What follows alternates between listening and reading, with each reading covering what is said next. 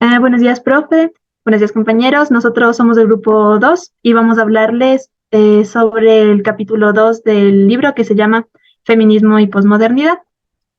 Ya. En la primera parte, el libro hacía una pequeña reflexión acerca de cómo la posmodernidad ha venido como a generar cambios en ciertos paradigmas que se tenía hasta la modernidad, es decir, a inicios del siglo XX. Algo especial que, bueno, lo que hacía énfasis del libro es que el perfeccionamiento de las tecnologías de la visualidad, como lo es el cine, la fotografía, etcétera, han llevado a que tengamos una dimensión más allá de solo lo físico de la visión. Entonces, ¿qué pasa? Lo visual en cuanto tal va a reflejar ciertos problemas que son inherentes a las relaciones sociales y a la reproducción de estas. Por ejemplo, estos problemas pueden ser los modos mismos en que se construye la diferencia social, ya sea de clase, de género, y también cómo se refuerzan los estereotipos. Por ejemplo, todos sabemos que en las primeras películas de James Bond, las mujeres eran retratadas simplemente como un complemento del hombre, como si fueran simplemente un adorno. Entonces, eso que hacía que se reproduzcan ciertos estereotipos de género que se tenían sobre la mujer en la época.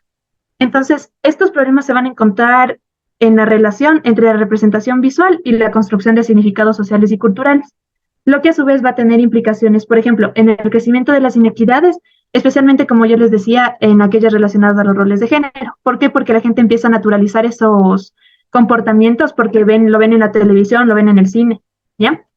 Entonces, partiendo de esta pequeña premisa, tenemos la siguiente pregunta. El perfeccionamiento de las tecnologías de la visualidad, como la fotografía y el cine en el siglo XX, ¿qué problemas sociales revelan? A, pobreza y violencia, B, diferencia social y estereotipos, y C, falta de empleo y seguridad social. Y como yo les mencioné anteriormente, el perfeccionamiento de estas tecnologías van a revelar problemas sociales del tipo de la respuesta B, que es diferencia social y estereotipos. Entonces pasamos a la siguiente pregunta. Listo. Otro de los tópicos será relacionado a la visualidad o el objeto cargado de error. En este punto está determinado el libro que la mirada acerca de la visualidad, como se explicó anteriormente, estaba representada en diversos medios de difusión. Además, al detallar el cuerpo y su exagerada fuente de material, la automatización, este término es importante, se adentra en el cuerpo humano y la visualidad, donde estos personajes son aquellos que con toda garantía pensarán, hablarán y actuarán tal y como uno se lo espera. El cuerpo humano también está concebido como un cuerpo trabajador automatizado. En este punto, esto depende muchísimo de la época en la cual la construcción social determine la injusticia social acorde a los procesos de mecanización. Como complemento, también señala aquí uno específicamente determinado a la cultura de masas, que no es otra cosa que el lugar automatizado de los otros. También es importante señalar que la automatización como tal es el objeto social que define al campo crítico que desarrolla esta teoría feminista. En base a esta perspectiva que se ha determinado, se arrojó la siguiente pregunta, y es decir, que aquella es reconocida como aquella cultura que define ese lugar automatizado donde los denominados autómatas pueden ser considerados como un objeto social y que pretende ser una propuesta crítica adoptada por el feminismo. Como se explicó anteriormente, esto será la denominada cultura de masas.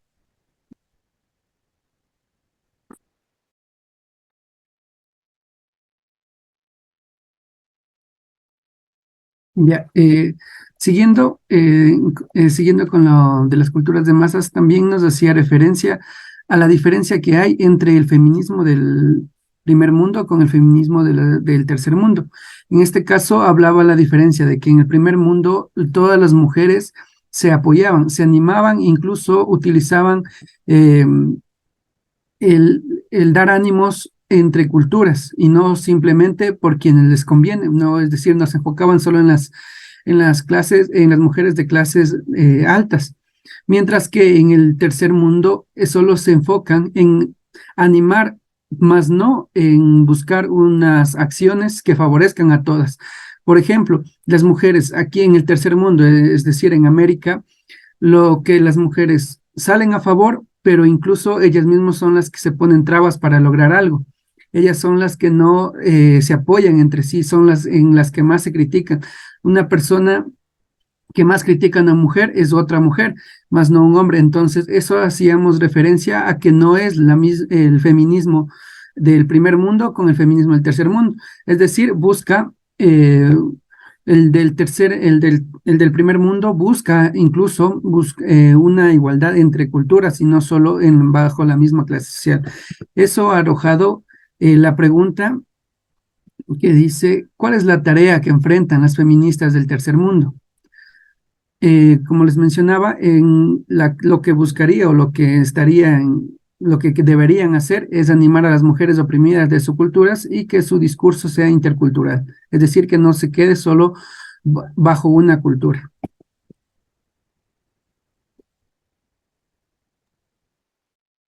Ok, ahora continuamos con la siguiente parte en la que se habla de una cultura cosificada en la que nos encontramos en la actualidad. Por lo tanto, el feminismo va a compartir con otros discursos que son marginales ciertas características de visibilidad, las cuales son bajo criterios obviamente de la cosificación y subordinación, llamándolos como diversidad cultural.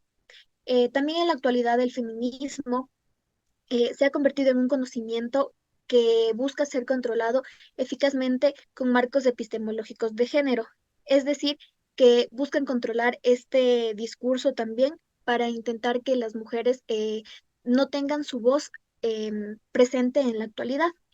Y bueno, esto también permite, no permite que las feministas puedan defender la pureza del feminismo, ya que se ve expuesto a varios usos. Por lo tanto, con lo expuesto, se ha realizado la siguiente pregunta. Ok. ¿Bajo qué condiciones es visibilizado el discurso feminista? Y la respuesta es bajo la cosificación y subordinación, como ya se explicó.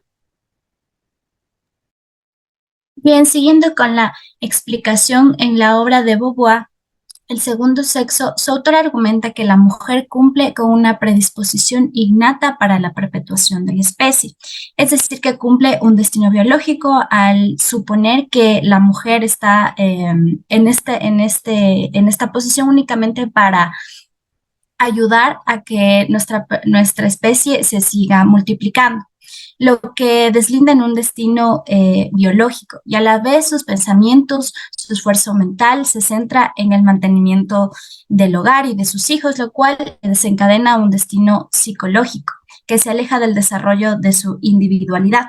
Los mismos colocan a la mujer en un grado de inferioridad con respecto a los hombres porque al direccionar su vida en estos dos destinos no logra llegar a un estatus de un sujeto auténtico, sino que depende de una alteridad como la maternidad para llegar a serlo, lo cual no sucede con el hombre.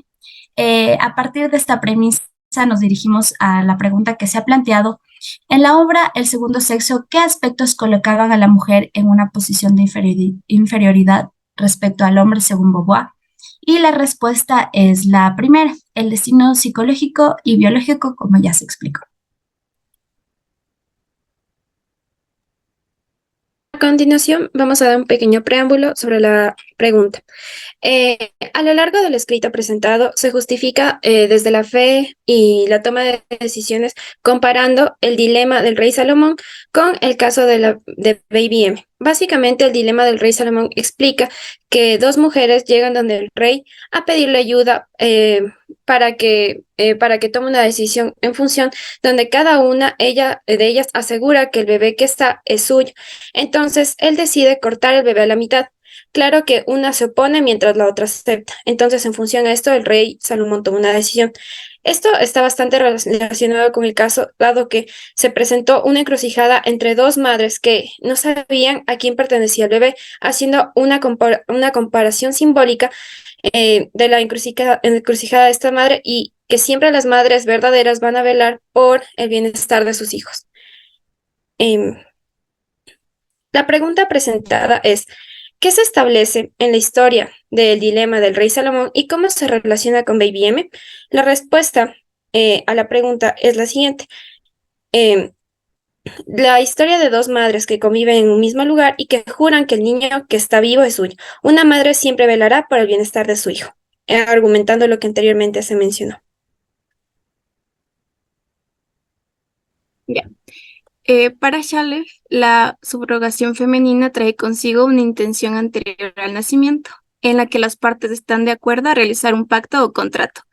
Básicamente consiste en una solución a la infertilidad, puesto que mediante la subrogación se permite a las parejas que desean tener hijos tener un hijo biológico. Se realiza un contrato entre la mujer que va a alquilar su vientre y los padres. La mayoría de las madres que son parte de estos contratos son mujeres de bajos recursos y los padres que son parte del contrato igual tienen recursos o dinero.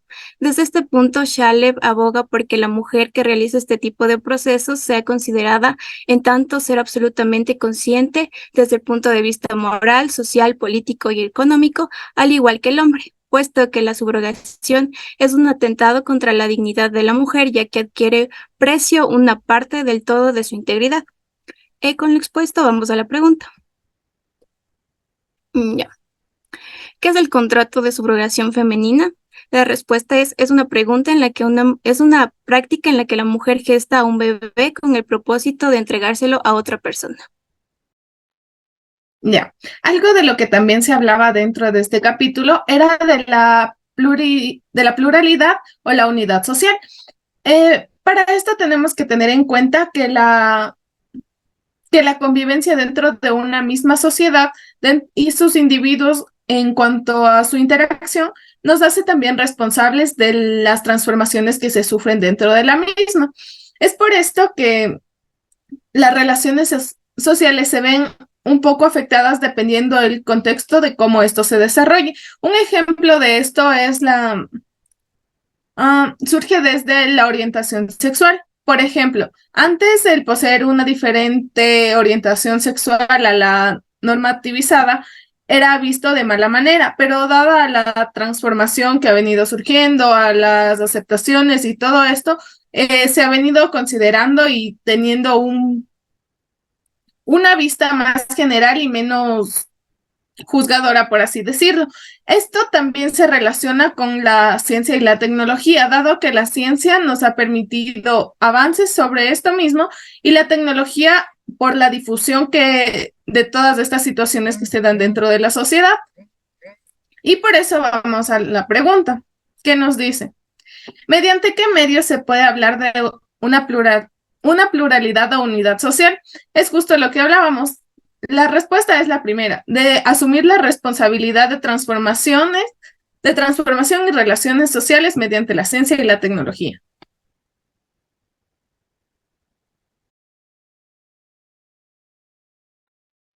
Y listo, eso